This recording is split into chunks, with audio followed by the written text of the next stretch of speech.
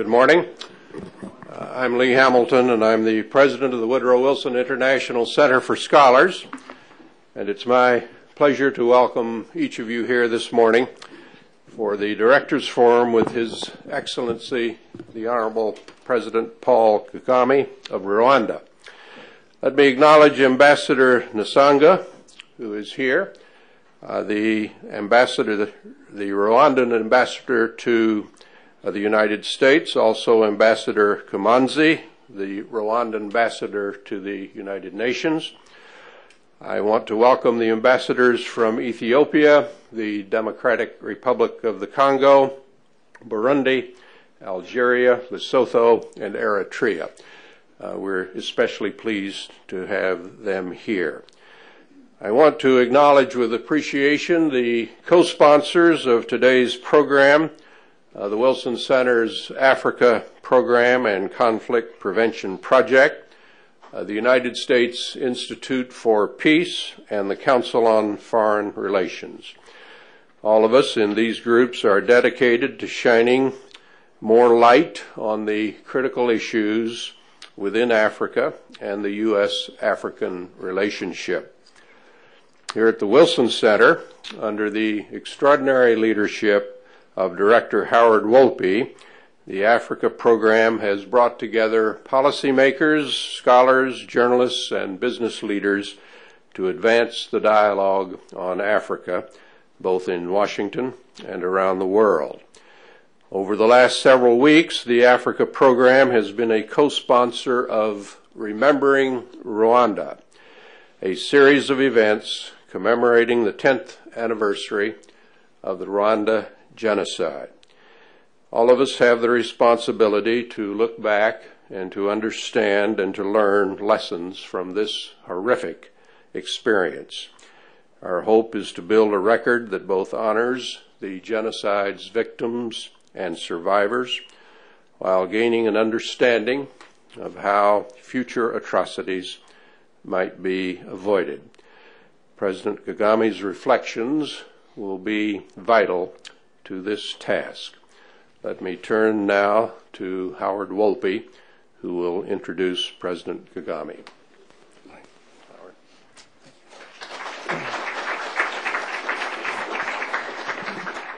Thank you very much, Lee, and I want to join in welcoming everyone here, and particularly our distinguished guest, President Kagame. Between April and June of 1994, close to 1 million Rwandans, mostly Tutsi, but also including many moderate Hutu, were killed in the space of 100 days. It was genocide, planned, designed, and organized over many months by top leaders of the government of the day, with a rate of killing that exceeded even that of the European Holocaust. Yet the world silently watched and chose not to act. Today's appearance by Rwandan President Paul Kagame, as Lee has indicated, is part of an international commemoration of the 10th anniversary of that horrific event. Remembering Rwanda seeks not only to remember both the victims and the survivors of the genocide, but also to pay tribute to the remarkable courage and vision of Rwandans who are undertaking the painful, difficult work of reconciliation and reconstruction. I venture to say that Rwanda may well be the only instance in world history when, following a genocide, those who had been targeted for elimination made the decision to reintegrate those who had participated in the killings. This was a remarkably far-sighted decision, but one with profound social and psychological implications for the entire population. One can only imagine what it must be like to know that the individual who lives right down the road was responsible for the death of one's child, wife, husband, brother, or sister. We also, through this commemoration, seek to generate a broad public conversation about what lessons have been learned from the 1994 genocide and the failure of the international community to act either to prevent the genocide or to intervene when mass killing had begun. In this connection, it needs to be said that the international community failed Rwandans more than once.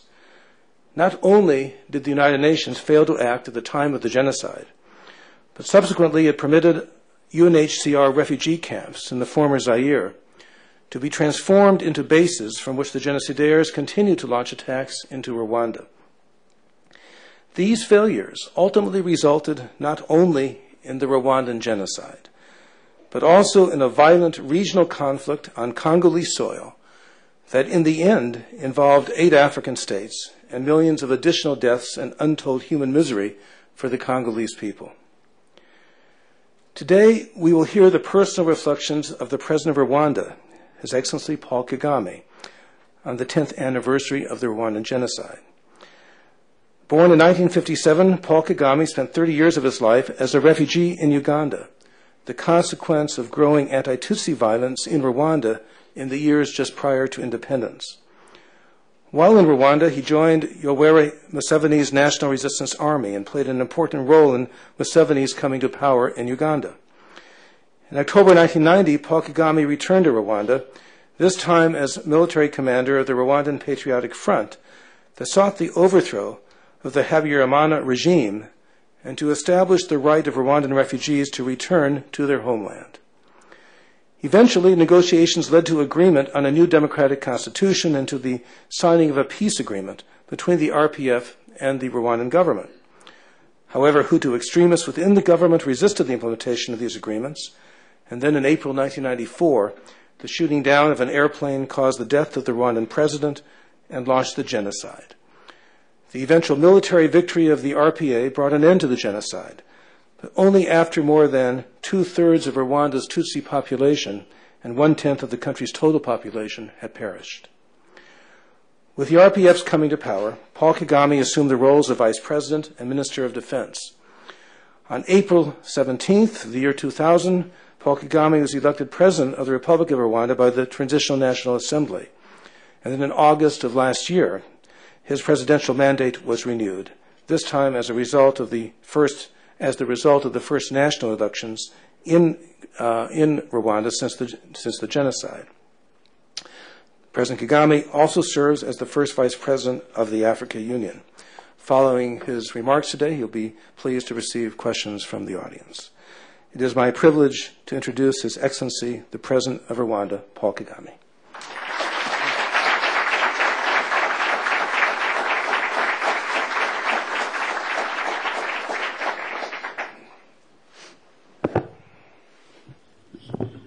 Thank you, Howard Walker.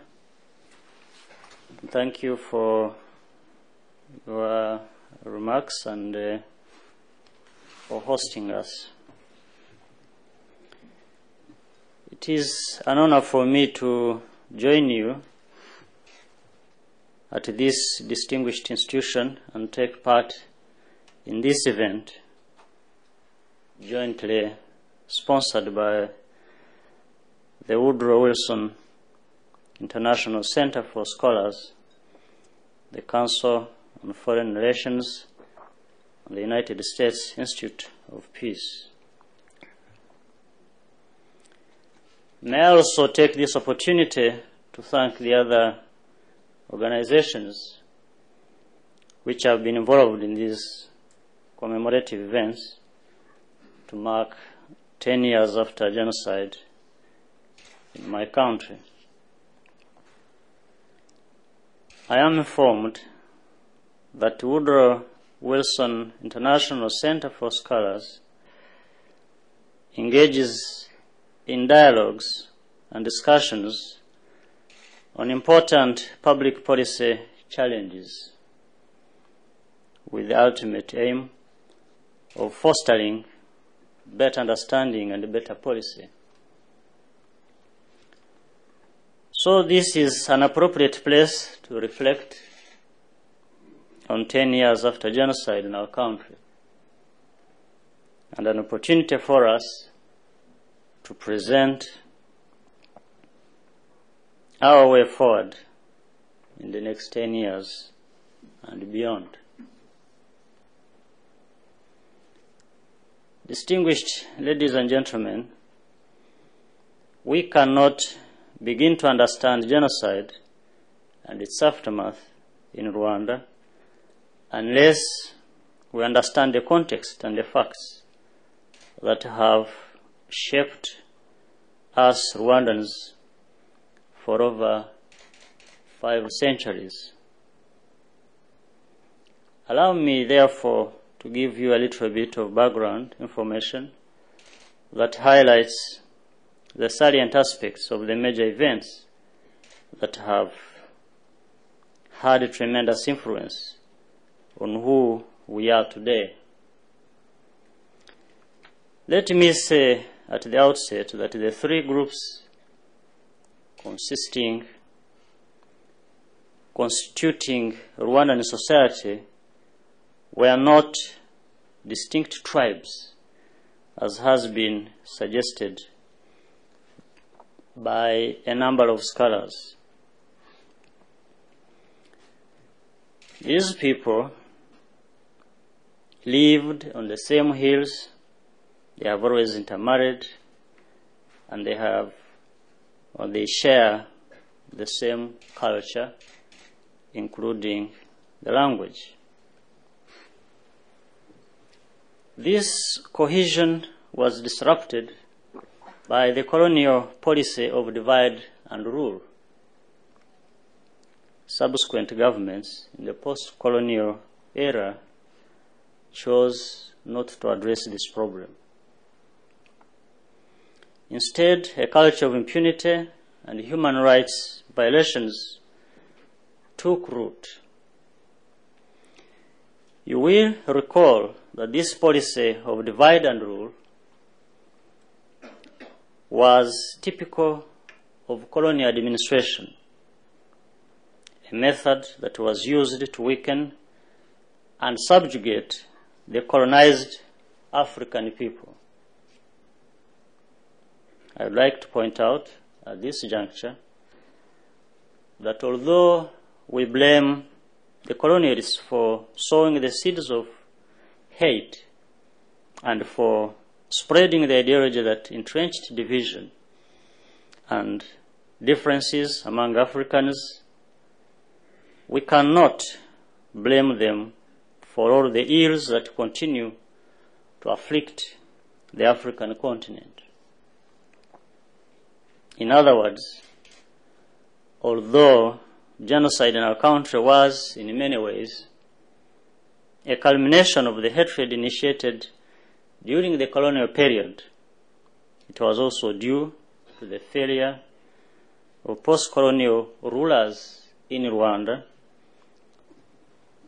to reverse the legacy of that past. So why did these successive post-colonial governments fail in their most fundamental obligation to protect the citizens? Put simply, the rulers of the day lacked the will and they had no vision for the country. In reality, they became tools of what seemed like perpetual colonial type of policies, and they benefited as individuals or as groups from that state of affairs. Whenever things went wrong, which they often did, a section of our population became the scapegoats, and hence the recurrent massacres starting from 1959 of Batutsi, which culminated in the 1994 genocide. You also want to ask why Rwandans embraced these heinous crimes instead of engaging in nation building. Firstly, for a long time, an ideology of exclusion had penetrated and cut across all facets of society, in local and central government, in churches, schools, etc. Secondly, there was a culture of impunity to the extent that the criminals who killed were rewarded. Thirdly, all the institutions of the country at the time were ethnicized and were only intent on maintaining the status quo. Fourthly, there was an intolerant political culture. Lastly, there was silence on the part of the colonial masters and others in the international community in the face of these serious human rights violations. All these were a recipe for a catastrophe that was waiting to happen. It is no surprise, therefore, that genocide happened when it did. Needless to say, there is a wider responsibility for the genocide. I mentioned first the responsibility of we Rwandans ourselves. Besides the poisoned colonial legacy I mentioned a few moments ago, there was the failure of the international community to prevent the genocide and to stop it once it was underway. You will agree with me that the world had the means and the resources to act, but lacked the will to do so, despite the solemn refrain, "Never again after the Holocaust." Distinguished ladies and gentlemen, with hindsight, it is easy to apportion blame, but we have learned a lesson that we cannot dwell on that. Cynics say that for now, at least, the injustices in the way the international system is governed will continue to exist. Neither can we erase the geopolitical interests of powerful nations willing to sacrifice the lives of over 1 million people as though they were a mere statistic.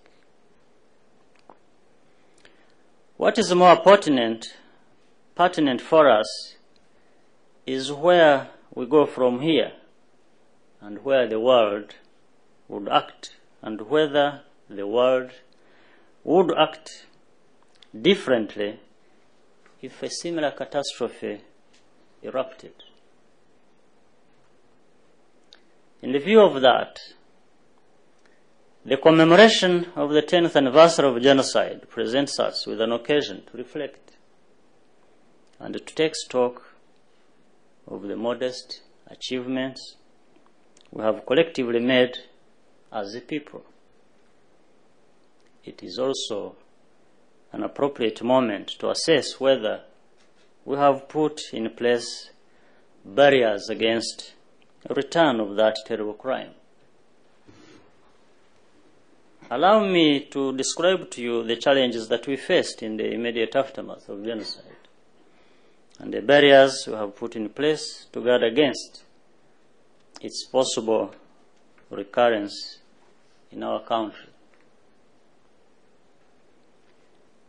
Immediately after genocide, we took a decision to set up a transitional government of national unity made up of a coalition of political parties which had not participated in the genocide.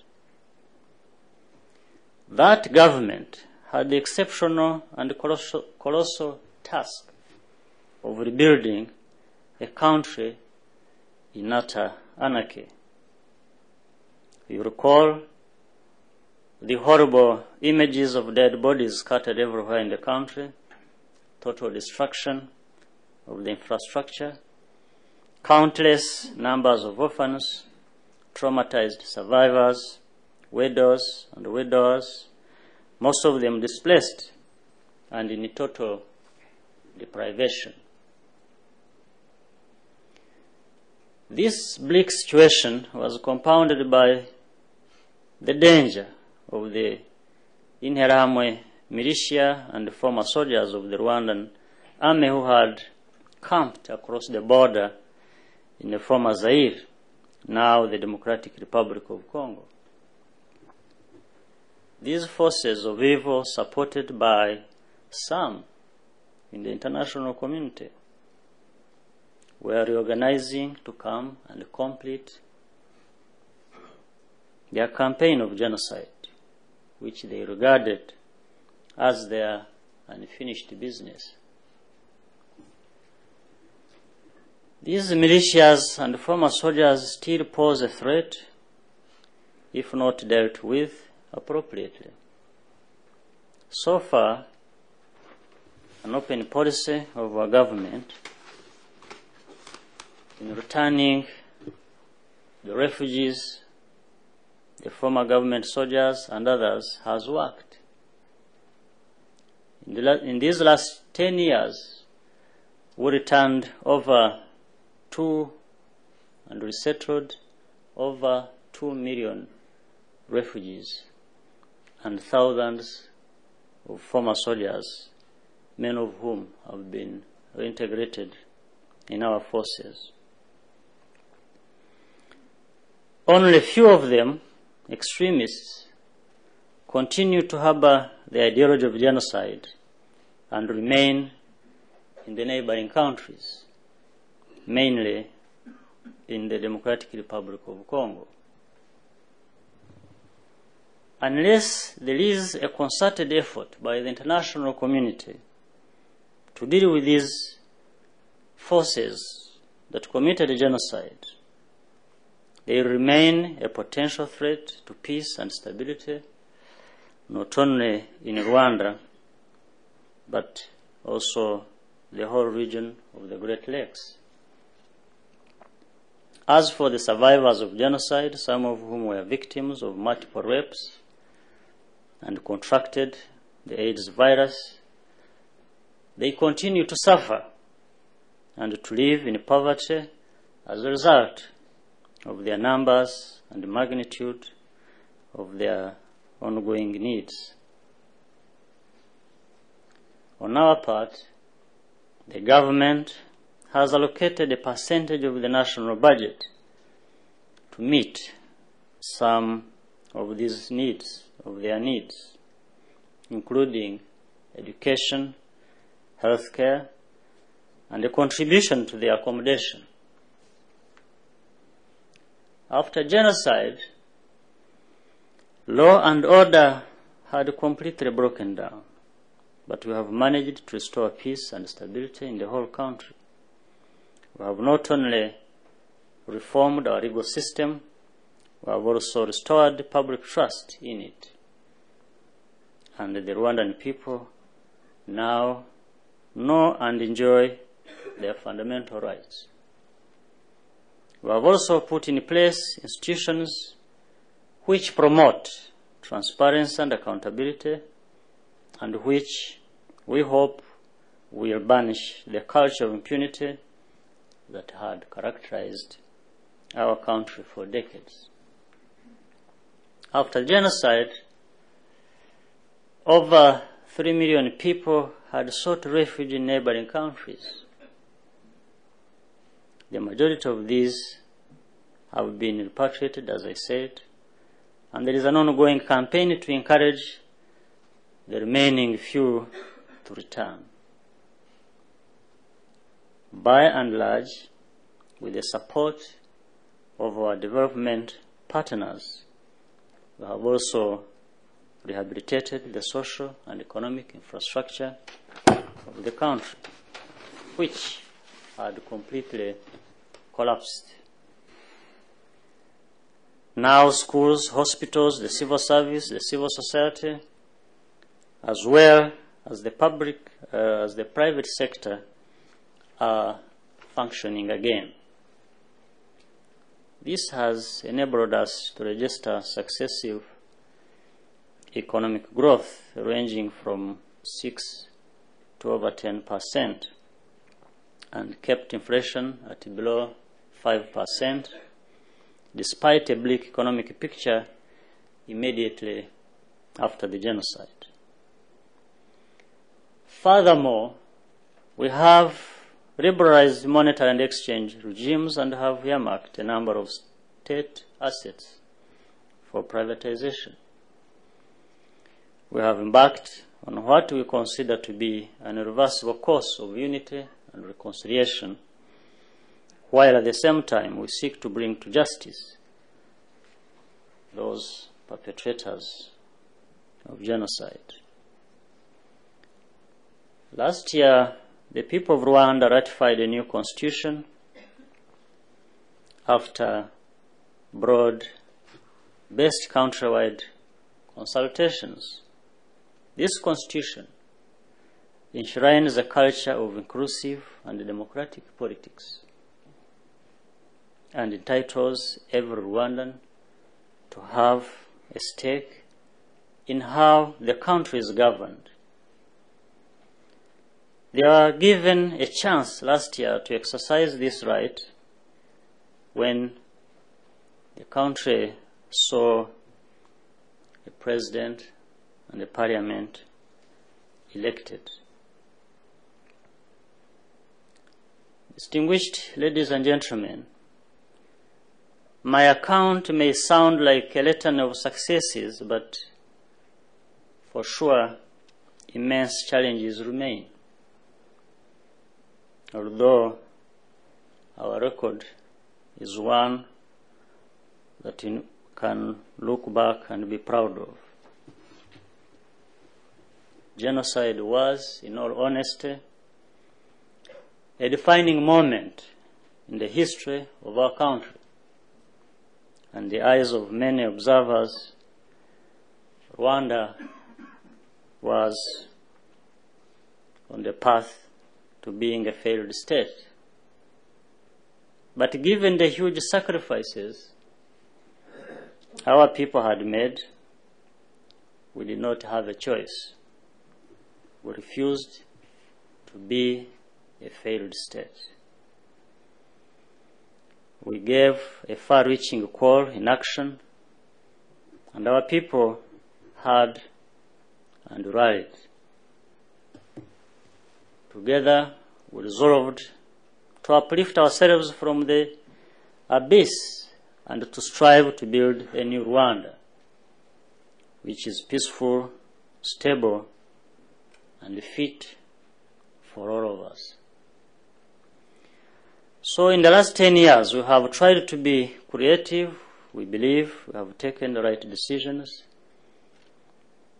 And in spite of the incredible odds against us, we believe we have laid a foundation, a firm foundation for Rwanda's cultural, social, and economic transformation. We understood from the start that our strategy had to be locally driven if we were going to solve the problems engendered by the scourge of genocide. That is not to say that we can go it alone without the support of our friends and partners. Far from that. HIV/AIDS still remains a very serious problem in Rwanda, especially for women who were raped during the genocide. The debt burden is still heavy on us. In my humble view, Rwanda is a special case and deserves special consideration.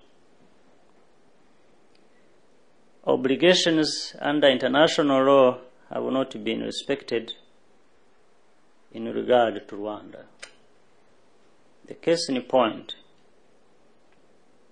is the Carlson report, which was commissioned by the United Nations and which has now been shelved. In conclusion, Let me say, as is often said, that the world has become a global village, sharing common threats of terrorism, weapons of mass destruction, and genocide. Conventional wisdom dictates that we act together in the search for solutions to these global problems and the interest of posterity and all humanity. Indeed, for Americans with the memory of September 11th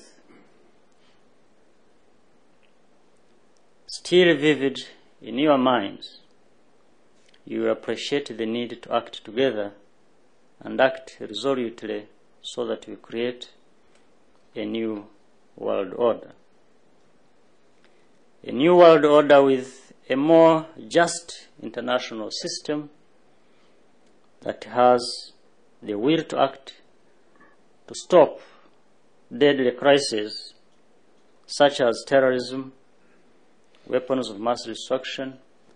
There are others like poverty and genocide. A new world order of global partners working together to solve transnational problems, including, as I said, poverty, HIV, AIDS, narcotics, and environmental degradation. A new world order that looks beyond national borders to maximize the benefits for what we have in common. A new world order that allows the poor nations access to markets and removes distortionary effects of subsidies in rich countries.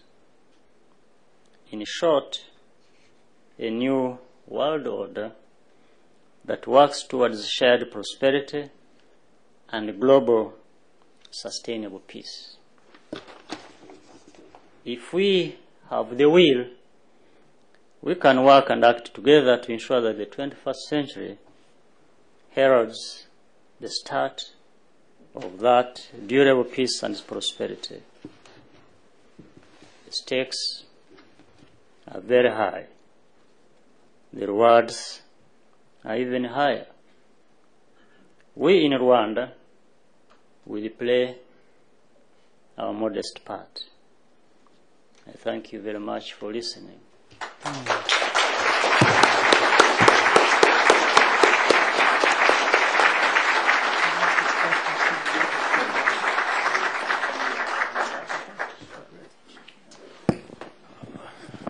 President will be pleased now to receive your questions. We would ask that you please identify yourself and keep your question to a brief question.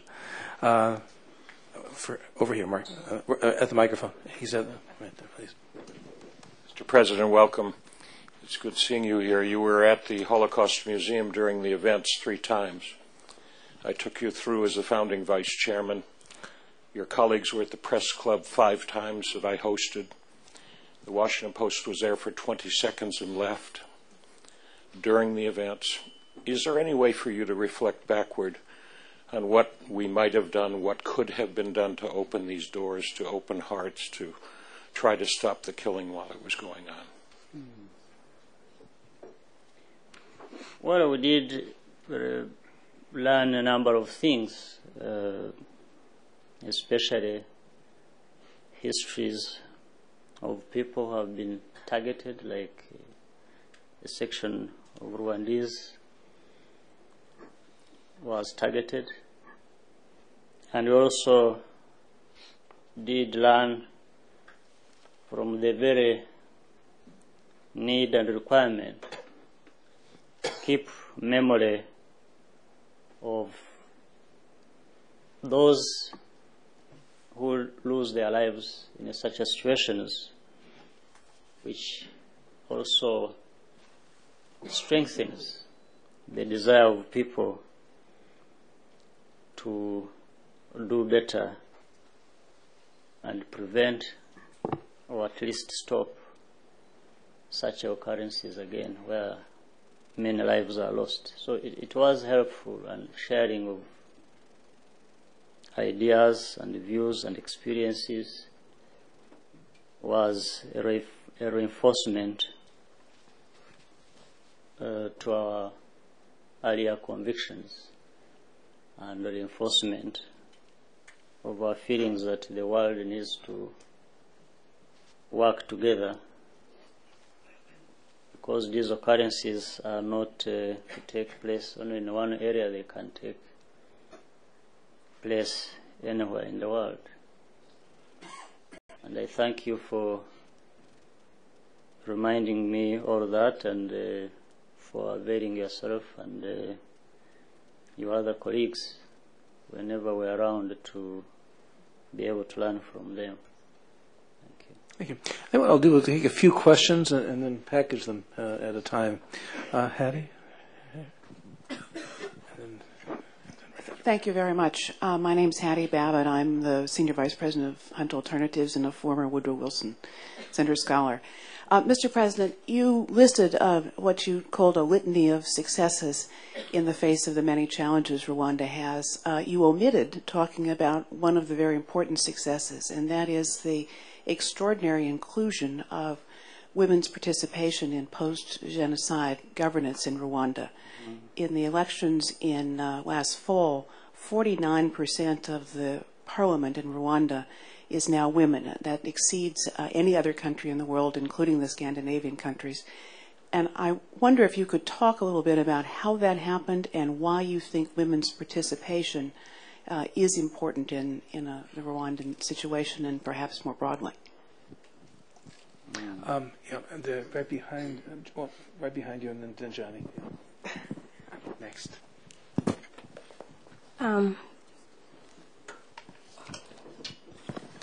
Thank you so much, Mr. President. My name is Justine from American University Law School, and I want to congratulate you for your recent constitutional presidential term.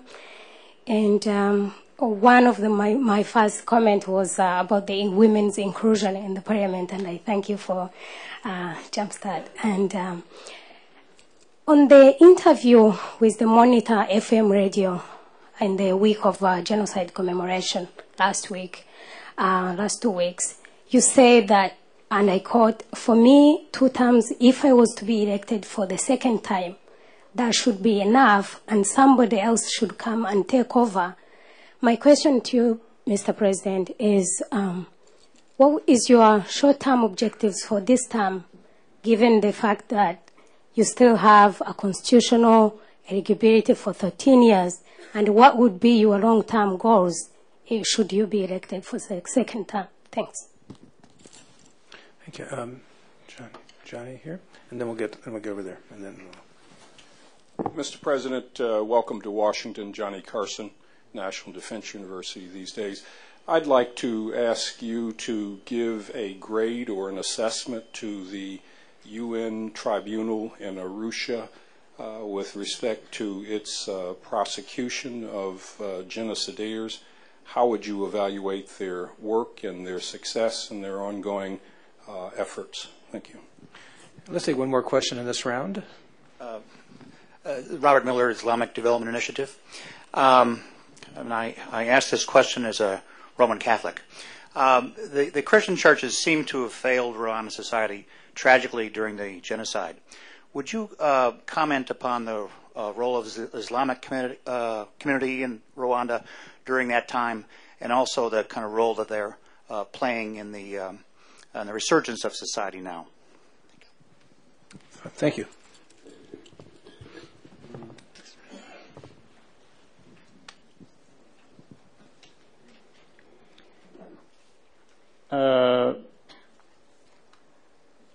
On the first question or comment about women, yes, thank you for reminding me that. I didn't mention it, unfortunately, maybe because we have started taking it for granted. But indeed, it was a deliberate action to uplift women's role in our politics, in our society. And this also was reflected in the new constitution. It gives women, the youth, and many others significance in terms of roles they have to play. And women in parliament now constitute both chambers, 49%. And in the government, they are in the cabinet, they are 31%. In actual fact, our constitution provides for women's participation at these levels at no less than 30%. So they can lowest go at 30%. And the whole aim was to recognize the significance of the role women can play in our society, in rebuilding the country, and also their being the majority. Actually, this is the majority I accept. In other cases, we've been told about the majorities of Hutus and others. No, the real majority is of women, because they form 54% of our population. And you can't change them. They are women, and they are women. And it is their right to be what they are, and it is their right to play a significant role in our society. And they have, I don't know, it is debatable, but that's my feeling. I think they have virtues, they have their nature which makes them, enables them to very easily deal with the problems. And my experience during our struggle where women were involved, we often had more successes, and it was very common. And I think that is based on their nature. But I'm not so much insisting on their nature, but their right to participate, while previously they have been marginalized in our society. So we want to recognize the significance of their numbers, of their right, and we need everybody in Rwanda to participate in the rebuilding process. And that's why we came out to specifically recognize the role they can play. And so far, so good. Justin, who also talks about women, but it was complementing the first comment and question, and then talks about the monitor interview. Yes, I think some of the goals and objectives have been stated earlier in what I was saying. After rebuilding the country and rebuilding the foundation on which we can carry out other activities, and the foundation is national unity and reconciliation, it is peace and stability, it is democratization. I look at these put together as really a foundation on which you have to build something else. And that something else is social and economic development. Peace and stability, democracy, national unity would sound hollow if they just remained like that without seeing prosperity, socio-economic development, and uplifting the living standards of the people. So our long-term objectives are to build on this foundation we've been laying in the last 10 years during the period of transition, putting the constitution in place, rebuilding the institutions, and so on and so forth, was really laying the foundation on which Rwanda should be able to prosper. So with the comments I made to do with the 2 terms, that's what the Constitution says. And when the question was put to me, it was whether I was going to respect that, because as the interviewer was telling me, it's a common trend that people have been changing constitutions to accommodate them with the unlimited mandates. Well, I gave them my position, and I could not go beyond that. Maybe I will be proven wrong or right, or I will be found to be honest or dishonest after I have served as the Constitution allows me. And I gave him my present position and what I see my position being in the future. But I knew he could have easily said, well, they all start like that. They always say that when... So that's how I had to tell him then to wait until I turn out to be like others he was referring to. But I have strong convictions that I will stay the course and respect my own principles, but more importantly, respect the Constitution. So, Ambassador Carlson, ICTR, in the first place, was important. It was important that it was established, because through it, the international community recognized that they had a responsibility to bring to justice the people who committed a genocide. So on that part, it was very important. The second part, which would also be important, and maybe which needs examining, is whether it's really doing or carrying out that responsibility well, as should be expected. My view is that there is a lot that needs to be done.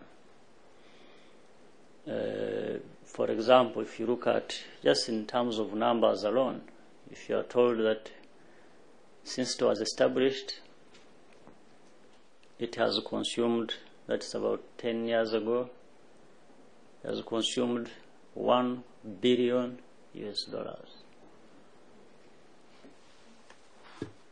And then there have been about 20 or so convictions, and maybe there are other 30 or so waiting. It's very difficult to, you can make your own judgment. So certainly there is a lot that needs to be done. And for me, something else that was important that was not done right from the beginning when it was being established, this tribunal should have carried out its activities where the crime took place, and that is in Rwanda. And this would have been very important for the hearing process, for the Rwandans to see justice being done. We still make that demand that maybe it's not too late. There is need to have these trials carried out by the International Criminal Tribunal for Rwanda. But in Rwanda, this would have made more sense. I do not see why it has to be sitting outside Rwanda. I don't see the good reason for it. Then the collaboration and the communication between the government and ICTR, at times it is there and it is helping to resolve some problems that have always come up. And there are all sorts of grievances by the witnesses, by the government, and we have always been able to communicate those grievances to ICTR or through United Nations. So there is a lot that needs to be done. That is a summary of the answer. The Roman Catholic having failed, and comments on Islam and so on. I think everybody, every section, every level of our society really did fail. The religious people failed, the state failed, the individuals failed. That's why there was a genocide. And I'm told the majority of Rwandese are believers. They believe in different faiths. They believe in Catholicism, others in Islam, others in... And others believed in the government of the day. They had their faith in the government. But for a genocide to have taken place, it's because all of them failed. But this does not mean they are not important, and we should look to them as institutions we should build on to change the situation. I think using different denominations of our region in Rwanda and different levels of our society, we should be able to overcome these difficulties. And Islam is one of those. Certainly, maybe, if I may say, Islam did not, as a religion, or as the people belonging to that religion, cannot be said to have played part in the genocide. For some reason I haven't found out. Islam has, however, a small percentage of our population, but still the manner in which they conducted themselves was quite commendable. And also now using that to see if they cannot play more role this time in the rebuilding of the country. Can go ahead? Thank you. Further questions? Where's the mics? I have in the middle, two people in the middle here, and then over here on the left. Thank you. My name is Kelly Fish of American University. You mentioned briefly the challenges the country is facing in its fight against HIV/AIDS. I know that there's still a great social stigma attached to the disease, and especially for women who are infected by rape. Could you please speak to the strategies that your government has undertaken to address these issues? Thank you. Let me just add a footnote to that question, Mr. President. There are some articles that have been written recently expressing concern that in the antiretroviral distribution that USAID and other donors are developing in collaboration with the government, that there is no explicit reference to the women specifically impacted by AIDS as a result of the genocide as being one of the target groups. That may be something that was assumed and therefore did not appear, but it's caused some anxiety in terms of the targeting of the populations to receive the retroviral treatment. Mm-hmm. Where were the, yeah, right here. I said here, the gentleman in the back first. Right there in the middle. Yeah. I'm sorry, I didn't see you had the mic. I'm Richard Haig. I'm retired, but I did spend last September and October working in Rwanda for a semi-independent government agency. One thing that I'm concerned about, there seems to be some rewriting of the whole history to put a lot of blame on the colonial power of Belgium. I know you mentioned 500 years of living together, but during that time, as I understand the history, the Tutsis were in fact somewhat of a dominating people, perhaps even had a feudal society there. The king before the Belgians and then even after the Belgians was Tutsi. And I just think we ought to remember while the identity card and the use of that system was bad and something the Belgians did use to the detriment of the country. They started before. Was there by who? Before who put the cards the there? identity cards were new, but the divisions between the Hutu But and the by Tutsi, who? The cards were by who? by the Belgians, By what? by the Belgian colonizations. Yeah, Okay. yeah, I agree. Yes, but my point is they took a system that was there and perhaps corrupted it, but it was there. Thank you. Could you hand the microphone forward, just one right in front of you? Oh, yeah. Thank you. My name is Regina Fitzpatrick. I'm currently at the London School of Economics, but I previously served at the ICTR in Arusha. And my question was a follow-up. I'm wondering if you can offer more suggestions for how the international justice can be brought to the people of Rwanda, in addition to perhaps moving the tribunal now to Kigali. It seems to me that this question is increasingly important with the establishment of the ICC, which will be even further removed from the societies that it is allegedly helping. And I'm wondering what more the tribunal can do now for Rwanda and what lessons can be learned, for how to bring this level of international justice to the individuals and the people that it is supposedly for. What more? And then with Is one your question, question? Jacques, one Specifically, question. what is the question? What more, at this point, given the current constraints, the tribunal can do to bring the justice to the people of Rwanda, and what lessons can be learned from that for the ICC? Okay. Thank you. Jacques. My name is Medud Jok, and I'm a fellow here at the Wilson Center.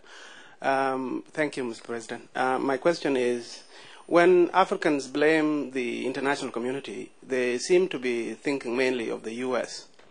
While it is okay to acknowledge the role of a big country as a kind of big brother, why is it that African governments don't do something about African problems?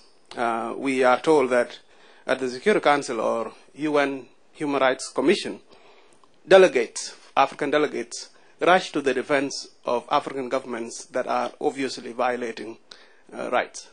Thank you.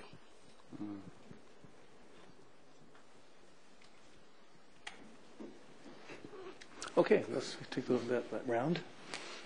Okay.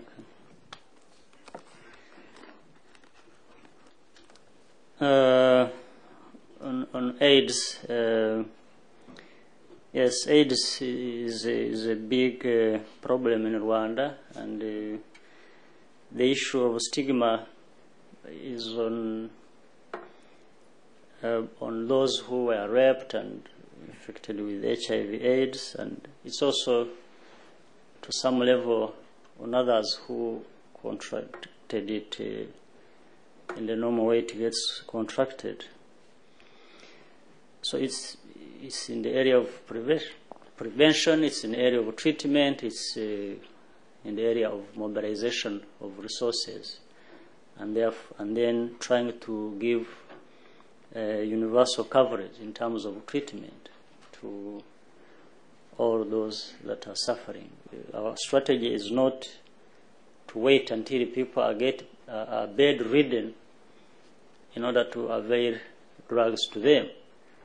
We have been encouraging voluntary counseling and testing, and the response is very good, so people know their status, and then on the basis of knowing their numbers, we are able to avail drugs as and when we get sufficient resources, and we keep increasing the numbers. We are now in several thousands. We are able to give antiretrovirals on a regular basis. So we have the universal coverage, but we're also targeting some of these groups that were specifically targeted.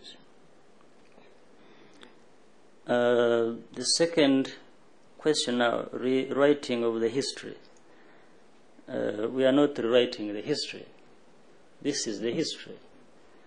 And we can debate that. certainly I know more about my history than anybody else in this room.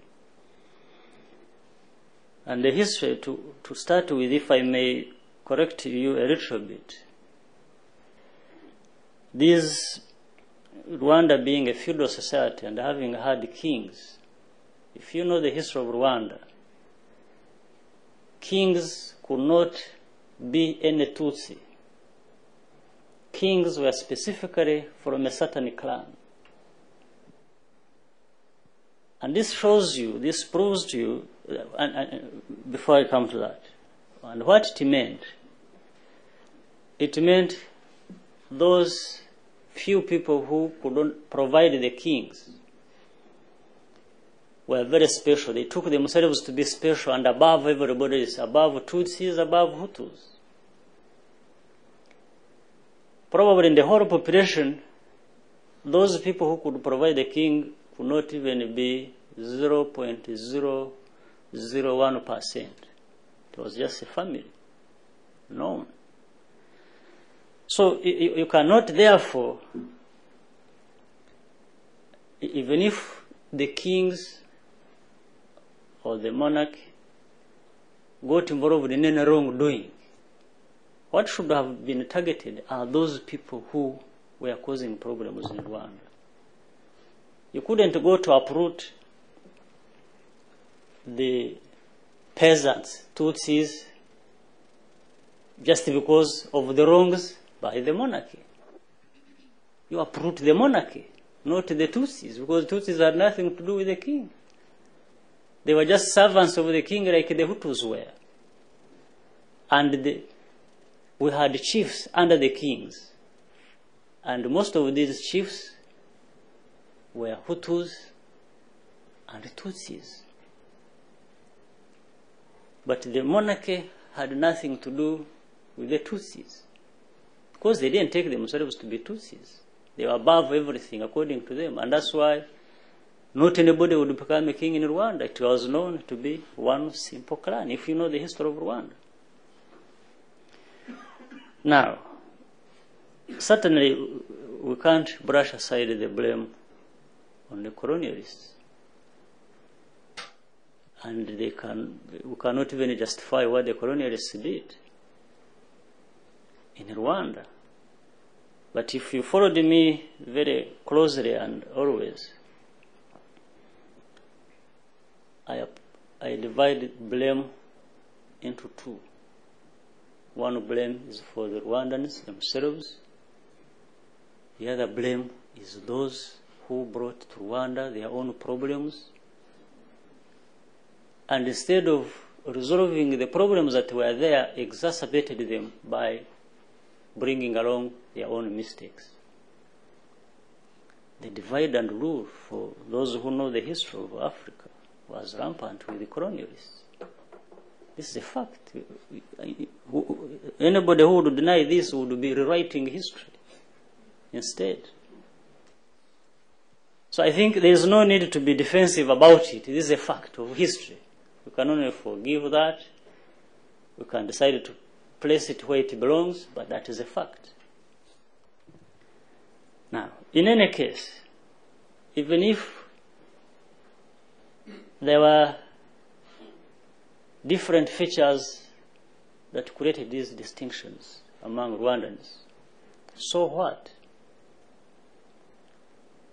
They have existed in other parts of the world, perhaps more distinct anywhere else than in Rwanda. But even if that was the case, did it have to cause a genocide by one group killing the other? Something, if that is what defines the differences in a society, that one group, once it thinks it is stronger than the other or is aggrieved, will descend on the other and kill everybody, certainly that can't be the solution. It is not the solution anywhere else in the world. It can't be the solution in Rwanda. So the problem was politics. And politics based on some of these ideas, mainly actually introduced in Rwanda.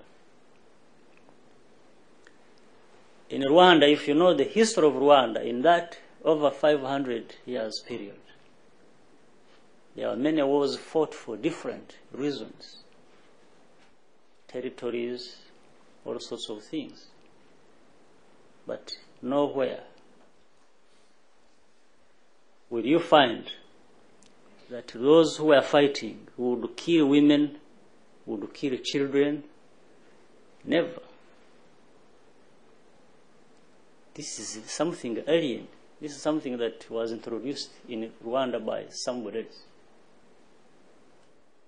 And those who introduced it should take the responsibility, not deny it. And it is colonialists. They are the ones who brought the notion that you can fight a war and kill children and target women and target innocent people. Wars that were fought were targeting those who were fighting, never women and children. So these are facts of history. We are not rewriting history. Whoever denies this is trying to rewrite history. Check your books, check everything. But if you, of course, read the books written by colonialists, they will be defensive. Yes. Anyway, Rwandans have proved that they can live together again, and they are trying to do it, and they are succeeding in doing it. They are going back to that history. And we won't allow colonialists to come back. That's one of our conscious decisions we have made. ICTR, well, I don't know really how much I should talk about ICTR. I thought I had covered enough about it. So there must be some rationale. Once these institutions are created, there must be some rationale. What do they intend to serve? How do they want to succeed? Like there was a tribunal set for Sierra Leone, and it was taken to Sierra Leone and has been carrying out trials there. Maybe ICC, if it was to be present in an area where violations of human rights of this kind are taking place, it's better they carry out the activities in the place. And certainly in their approach, they should also be broader in their mandate, in their pursuit of justice. I want to sound cynical here, but sometimes these tribunals and these international criminal courts, if we are not careful, they end up only targeting crimes committed by or in developing world, while some of the crimes committed by developed countries, that is individuals or groups that happen to take part in certain situations. Like in my country, during this genocide, there are people other than Rwandans who directly got involved in these crimes. I've told people a story and I want to repeat it here. In 1992,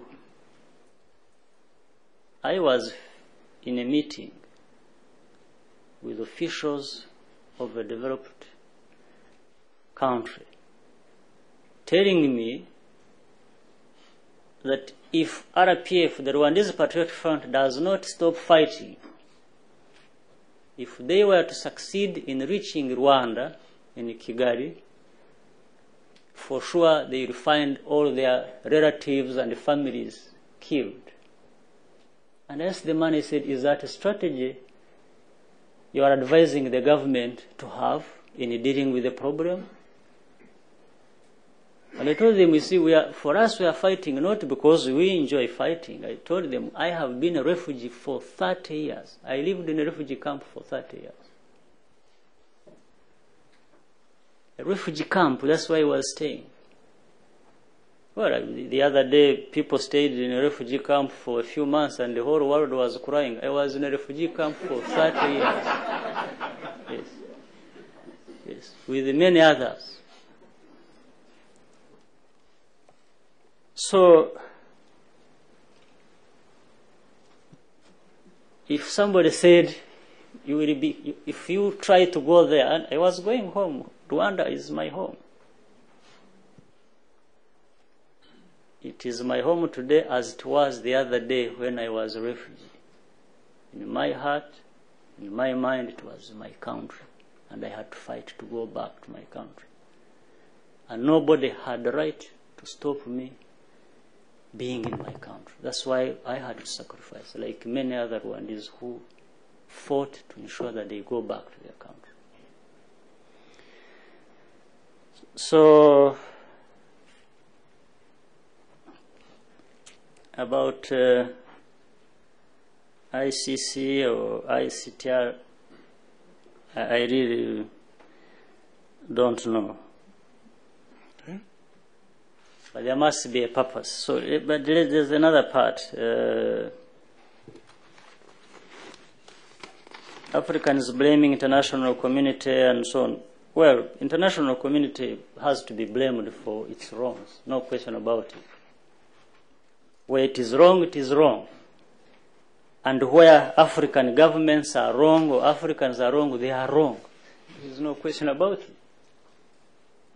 I cannot trade one wrong for the other. That's my view. And I don't, for me, I can't blame international community for everything. I have said it. And not all the time. And the others also should take their blame. There are others who should take their blame. Our African governments, for not acting in certain situations that demand their attention, they should be blamed for that. And that's why there is an attempt to create organizations and strengthen them. Regional organizations or the continental organization you have, like the African Union.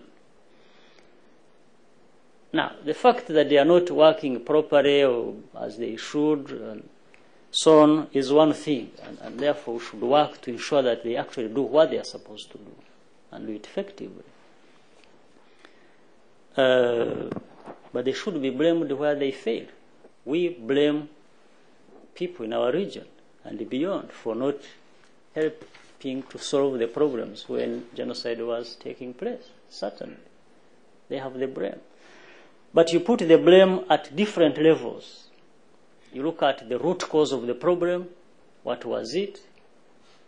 Then you have to identify the root cause and the responsibility. Then you can take it to other levels and find out who is responsible. Today, we can even blame people for a genocide having taken place and people failing to prevent it, or people having been not been there to stop it. We can even blame them for not helping to deal with the aftermath. And the international community has means. Anyway, there is something called international community. Why is it there? And why is it there in some cases and not there in other cases?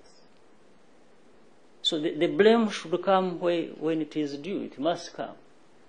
And this, when we blame international community, when I do that, I blame others as well who have responsibility.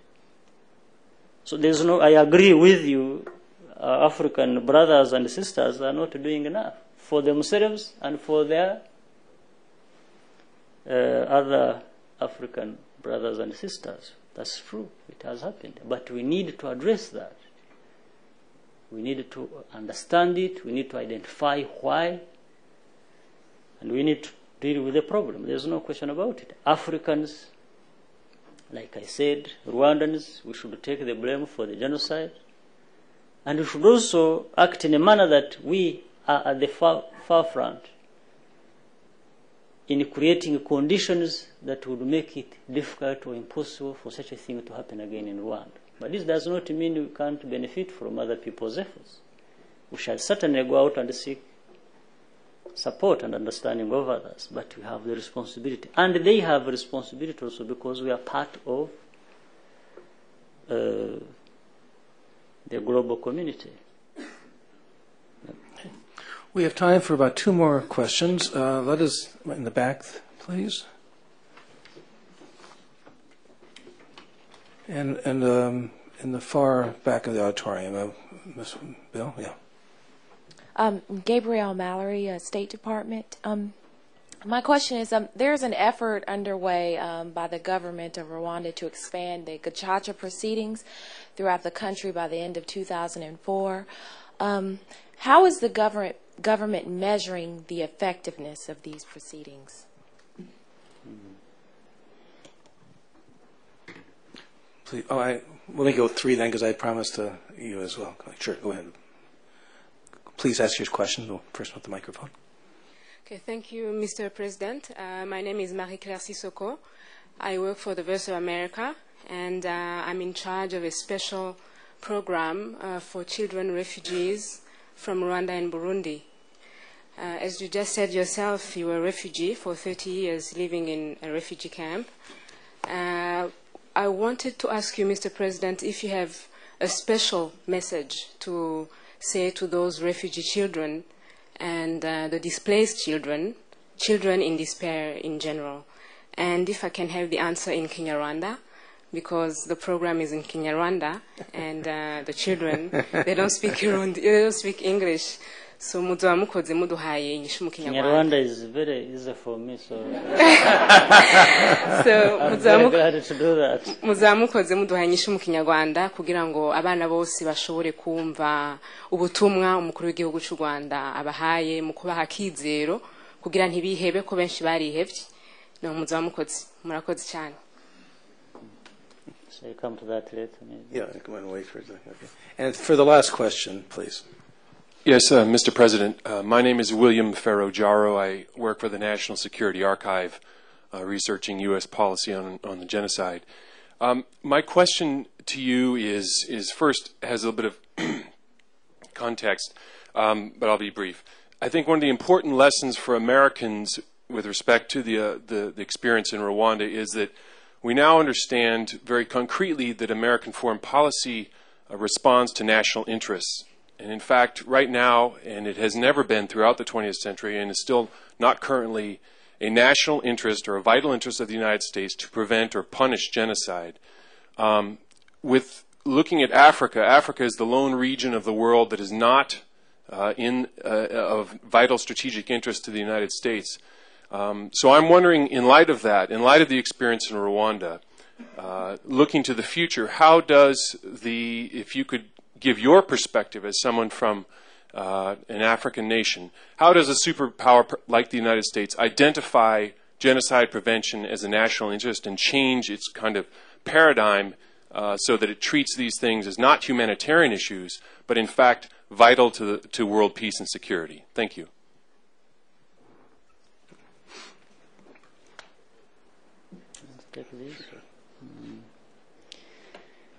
So with the Gacaca, the measure of effectiveness, yes, we are still carrying out education and putting the details in place that are necessary to make it work and work with the optimal results. But already Gacaca has been effective even before it has officially started, in a sense that a number of people have already been coming out and carrying out confessions so that they benefit from the provisions of Gacaca if they come out and tell the truth, and so on and so forth. This has already taken place, and a number of people have come out and provided information and shown remorse and so on and so forth. So that alone is a measure of success and effectiveness.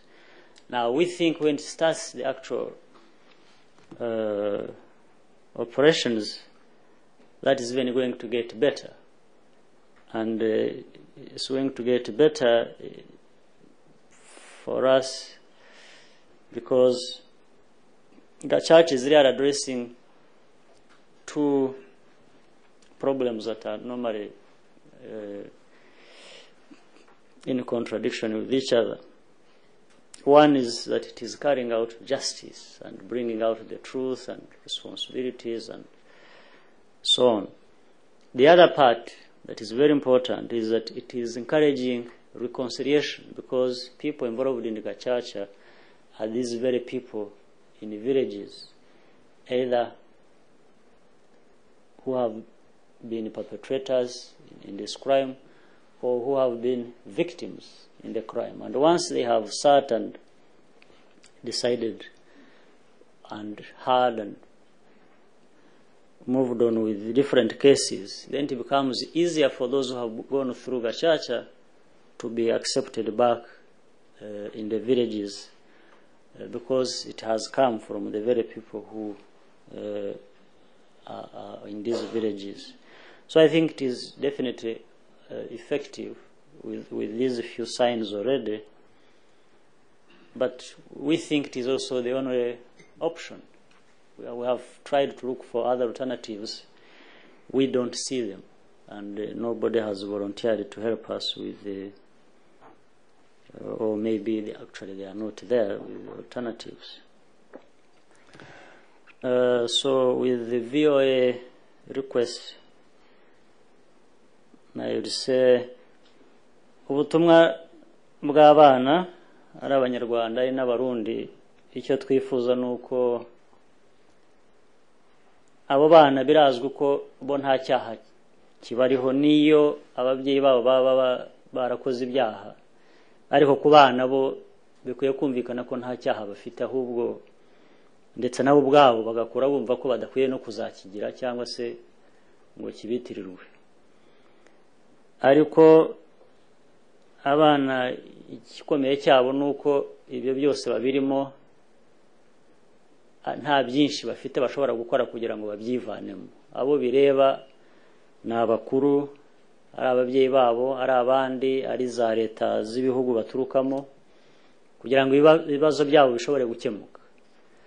Twe rero mu Rwanda ibyo bibazo turabikemura, niyo mpamvu nigeze kuvuga ko impunzi nyinshi zatashye ubu ziri mu Rwanda hafi zose, ni bakeya cyane basigaye hanze, ubu nuvuga ko n'abana babo batashye.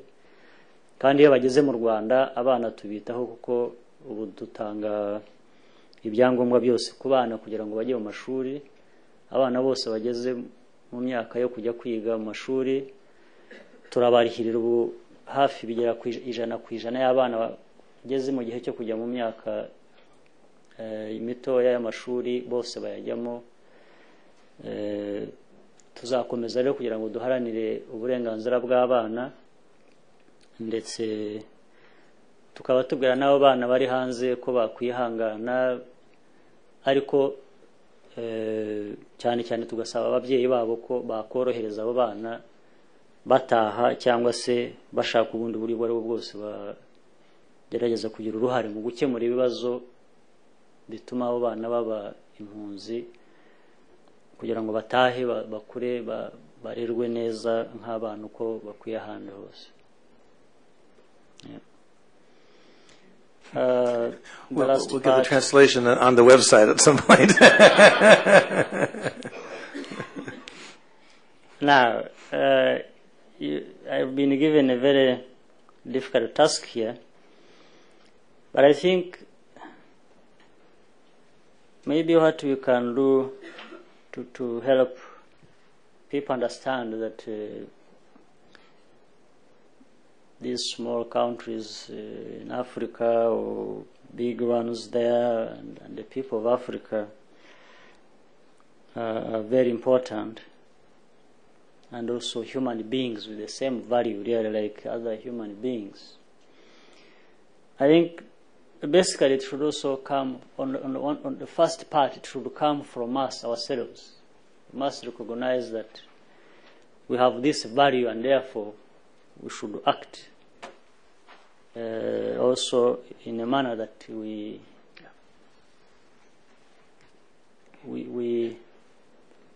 demonstrate that we understand that value we have, and we do not have to put it on other people's shoulders to bear the burden. And we should do it by resolving these problems that afflict our countries or the whole continent. We must do everything possible through integration, through working together in the regions, the different regions of the continent as a whole. We must also really try our best to prove a point and avoid these or allowing creation of these problems we face. We must be the first ones to deal with them. They don't have to be there later on not to be recognized. These problems putting us in a situation where we're not recognized as having the same value as other human beings. But on the second level, I think it is a big mistake for Europe or United States to assume that they can write off one country on the continent of Africa or the whole continent. Because and look at that as being of no national or strategic interest. Because in the end, what is easier to see today, I mean, look at the situation we have of terrorism. Terrorism causes devastation wherever it takes place. Even when it happened, when it occurred here in the United States, I think it shook the whole foundation. But it can originate from such situations of even failed states, of small states. If you allow situations to develop in these countries that turn into breeding ground for such ills, then that is a problem that would be equal to a big mistake if you ignore and allow such situations to develop. Secondly, like in the genocide that took place in Rwanda, fine. One might have ignored 1 million people and just looked at that as a statistic and not being of any vital importance or of a strategic interest. But the situation following that is very destabilizing. You had millions of refugees going into Congo, and then the same people who ignored all that and let it happen had to rush to feed those who have come as a result of that situation. And were spending hundreds of millions of dollars. You could spend less and prevent that from happening, and prevent the deaths of 1 million people, and also prevent a refugee situation that affects other millions. So to say it is of no vital interest, or I don't understand the rationale. Because in the end you get affected anyway, one way or the other. Either you provide a breeding ground for terrorism, or you create a situation where you have refugees, and refugees may be, luckily some of them who flee to neighboring countries for those who ignore it, but refugees who also flee to their own countries. And later on they face some problems in managing that. So I think it would be a big mistake, and I don't see the calculation in this. You ignore it today, you have to deal with it tomorrow when the problem is 10 times bigger when you could have spent less to actually prevent the problem. Thank you.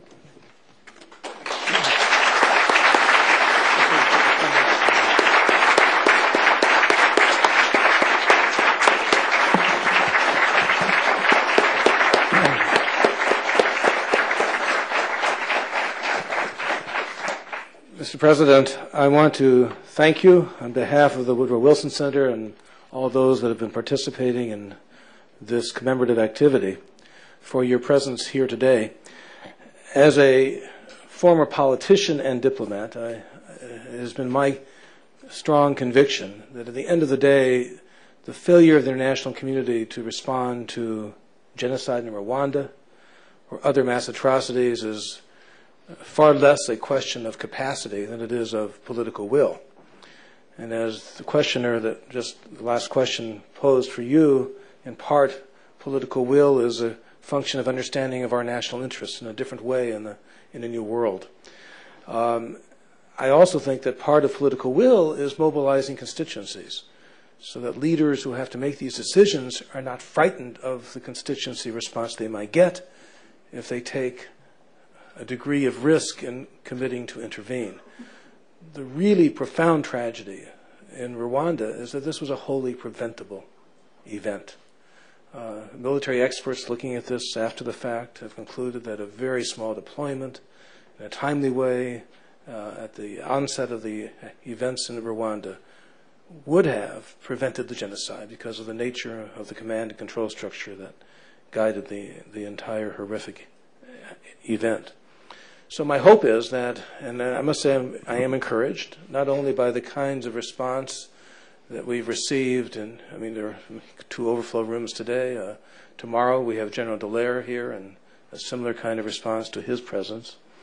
But also in your own travels around the country, I've heard of thousands of people literally turning up to engage with you in some reflection about what happened in 1994. So maybe, just maybe, we're in the process of building the kind of informed and much more committed international citizenry that can help create a better response should it be required in the future anywhere in the world. So thank you so much for your contribution to this dialogue today, and thanks to all of you for being here. I would ask, as we leave here, that if you could just remain seated until the President has exited.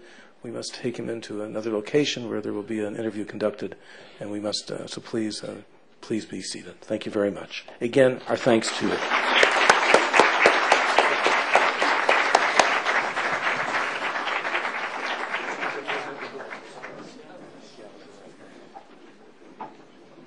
This way. I'm sorry.